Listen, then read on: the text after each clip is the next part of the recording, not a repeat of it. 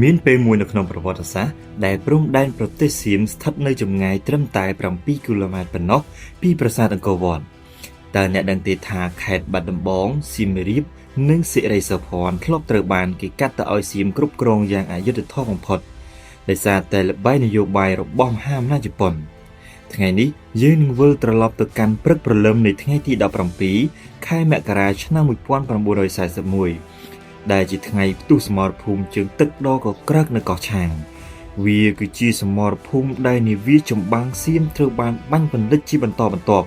ក៏ប៉ុន្តែលទ្ធផលចុងក្រោយបែរជាធ្វើឲ្យខ្មែរយើងត្រូវបាត់បង់ទឹកដីទៅវិញតើមានអាចកំបាំងអ្វីនៅពីក្រោយព្រឹត្តិការណ៍នេះហើយតើយើងនឹងបានទឹកដីទាំងនោះមកវិញដោយរបៀបណានៅក្នុងឆ្នាំ1940ពិភពលោកកំពុងស្ថិតក្នុងភាពច្របូកច្របល់នៃសង្គ្រាមលោកលើកទី2នៅអឺរ៉ុបប្រទេសបារាំងដែលជាអាណានិគមលើឥណ្ឌូចិនបានចុះខ្សោយយ៉ាងខ្លាំងនិងត្រូវបានអាល្លឺម៉ង់វាយលុកកាន់កាប់ទីក្រុងប៉ារីស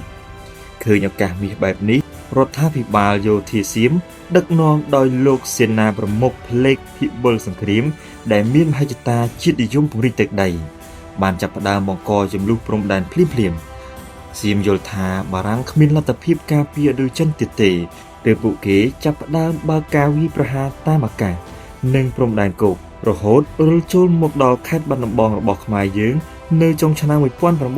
1940បើទោះបីជាសៀមមានព្រៀបលើដីគោកក៏ប៉ុន្តែកងទ័ពជើងទឹកបារាំងមិនអង្គុយអោបដៃមើលនៅឡើយនៅព្រឹកព្រលឹមម៉ោង6នៃថ្ងៃទី17ខែមករាឆ្នាំ1941កងនាវាបារាំងដឹកនាំដោយនាវាបញ្ជាការ La Motte Pickett បានបើកការវាយប្រហារដោយមិនឲ្យសៀមដឹងខ្លួននៅក្បែរកោះឆាងខេត្តត្រាតក្នុងរយៈពេលដ៏ខ្លីនាវាចម្បាំងសៀម2គ្រឿងគឺ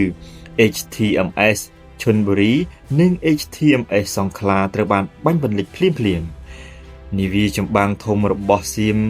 HTMS ឈុនបុរីត្រូវបានកងនាវាបារាំងបាញ់ចំកាប៊ីនបញ្ជាការយ៉ាងពេញទំហឹងបណ្ដាលឲ្យមេបញ្ជាការសៀមស្លាប់ភ្លាមហើយនាវានោះមានការភ័យស្លន់ស្លោទៅគ្រឿងទៅនឹងតំបន់ទឹករាក់នៅពេលនោះសៀមបានបាត់បង់នាវាជិតពាក់កណ្ដាលនៃកងនាវានៅទីនោះនិងទាហាន36នាក់បានស្លាប់នេះគឺជាជ័យជំនះផ្នែកយោធាដ៏ធំមួយរបស់បារាំងដែលបង្ហាញថាបើទោះបីជាបារាំងចុះខ្សោយនៅអឺរ៉ុបក៏ប៉ុន្តែកងទ័ពជើងទឹករបស់ពួកគេនៅតែមានឥទ្ធិពលអ្វីដែលគួរឲ្យឈឺចាប់បំផុតនោះគឺទោះបីជាបារាំងឈ្នះនៅក្នុងសមរភូមិកោះឆាងក៏ប៉ុន្តែជប៉ុនដែលជាសម្ព័ន្ធមិត្តរបស់សៀមបានចូលមកធ្វើអន្តរាគមន៍ក្នុងនាមជាអាជ្ញាកណ្ដាលជប៉ុនបានបង្ខំឲ្យបារាំងយល់ព្រមតាមការទាមទាររបស់សៀមដើម្បីទាញសៀមឲ្យមកនៅខាងខ្លួនទាំងស្រុងនៅខែឧសភាឆ្នាំ1941សន្ធិសញ្ញាទីក្រុងតូក្យូត្រូវបានចុះហត្ថលេខាបារាំងដែលគ្មានជម្រើសត្រូវបានបង្ខំឲ្យប្រគល់ខេត្តបាត់ដំបងសិរីសោភ័ណ្ឌនិងផ្នែកខ្លះខេត្តសៀមរាបទៅឲ្យសៀមរីឯរឿងរ៉ាវនៅអង្គរវត្តសៀមបានព្យាយាមទាមទារយកអង្គរវត្តដែរក៏ប៉ុន្តែបារាំងប្រកាសជាដាច់ខាតជាលទ្ធផលជប៉ុនសម្រេចឲ្យតំបន់អង្គរវត្តស្ថិតក្រោមការគ្រប់គ្រងរបស់បារាំងដដែលប៉ុន្តែជាតំបន់គ្មានយោធានោះមានន័យថាដែលកាលនោះទាហានសៀមអាចមកឈរមើលអង្គរវត្តចម្ងាយត្រឹមតែ7គីឡូម៉ែត្រប៉ុណ្ណោះ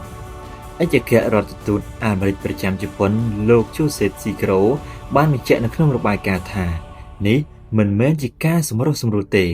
ក៏ប៉ុន្តែជាការដាក់បង្ខំពីជប៉ុនដើម្បីប្រើសង្គ្រាមនេះជាឈ្នន់គ្រប់គ្រងអាស៊ីអាគ្នេយ៍មហិច្ឆតារបស់សៀមលើទឹកដីខ្មែរមិនបានស្ថិតស្ថេររហូតឡើយក្រោយឆ្នាំ1945ជប៉ុនបានចាញ់សង្គ្រាមលោកលើកទី2បារាំងបានទាមទារឲ្យសៀមប្រគល់ទឹកដីទាំងអស់មកវិញជាដាច់ខាតសៀមដំបូងឡើយរឹងរូសណាស់ក៏ប៉ុន្តែពួកគេមានចំណុចខ្សោយមួយគឺចង់ចូលជាសមាជិកអង្គការសហប្រជាជាតិបារាំងបានប្រើសិទ្ធិវេតូបិទផ្លូវសៀមមិនឲ្យចូលលុះត្រាតែប្រគល់ដីខ្មែរមកវិញនៅទីបំផុតនៅខែតុលាឆ្នាំ1946សៀមបានបង្ខំចិត្តចុះហត្ថលេខានៅទីក្រុងវ៉ាស៊ីនតោនដើម្បីប្រគល់ខេត្តបាត់ដំបងនិងសៀមរាបមកឲ្យខ្មែរវិញជាផ្លូវការបញ្ចប់ការឈ្លានពានដ៏យុត្តិធម៌បំផុតមួយនៅក្នុងប្រវត្តិសាស្ត្រសមរភូមិកោះឆាងនិងការបាត់បង់ទឹកដីនៅក្នុងឆ្នាំ1941គឺជាមេរៀនមួយដែលបង្រៀនឲ្យយើងស្គាល់ពីតម្លៃនៃឯកភាពជាតិនិងភាពរឹងមាំនៃនយោបាយអន្តរជាតិ បើទោះបីជាសត្រូវមានល្បិចកលយ៉ាងណាក៏យុទ្ធធម៌នៅតែឈ្នះហើយទឹកដីពពកបរោះយើងនៅតែជារបស់យើង